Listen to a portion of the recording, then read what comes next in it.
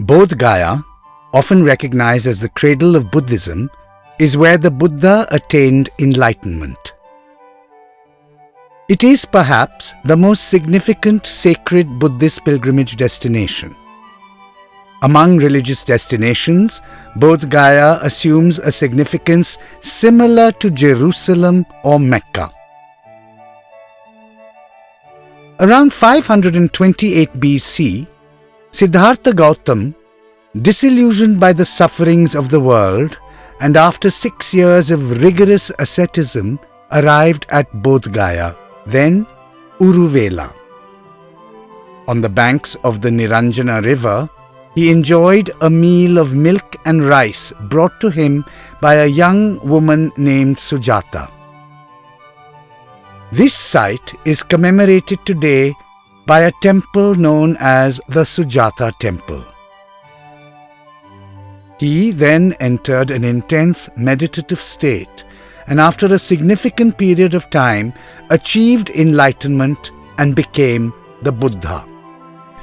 This occurrence of this event is commemorated by the grand 55-meter-high Mahabodhi temple, the sacred Bodhi tree and 6 other sacred sites in the vicinity. Further, the Mahabodhi temple is significant archaeologically, being the only surviving Buddhist structural temple in India.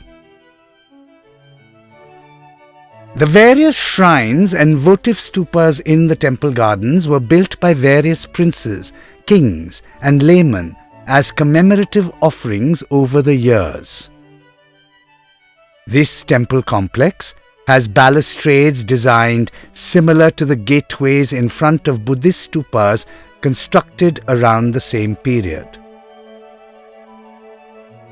The Mahabodhi temple, a testament to Indian architectural genius of the time, was originally constructed in the 3rd century BC and comprehensively restored in 1861 by Sir Alexander Cunningham. Architectural features include mouldings on the basement decorated with honeysuckle and geese motifs. Temple walls have recessed niches containing images of Buddhas in various poses, above which are typical carved miniature Buddhist shrines. Topping these bands of features rises the majestic curvilinear shikhara or tower of the temple. At the 4 corners of the temple, 4 smaller shrines house smaller Buddha statues. Inside the sanctum is a 5-foot-high, beautiful gilded image of Buddha. The stone slab that the image sits on is the original Vajrasana or diamond throne commemorating the Buddha's seat of enlightenment. Equally significant to the temple are the 7 sites that mark the Buddha's 7 weeks after he achieved enlightenment.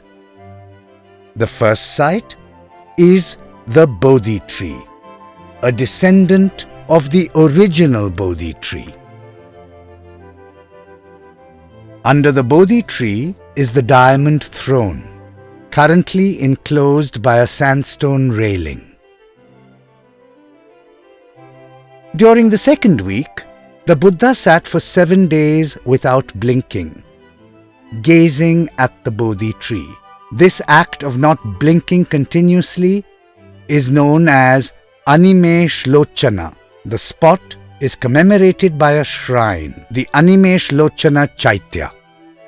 During the 3rd week, the Buddha is said to have meditated while pacing back and forth. As he walked, 18 flowers miraculously emerged underneath his footsteps. The Jewel Walk or Ratna Chankrama commemorates this event, and the Buddha's footprints are represented by beautiful lotus flowers.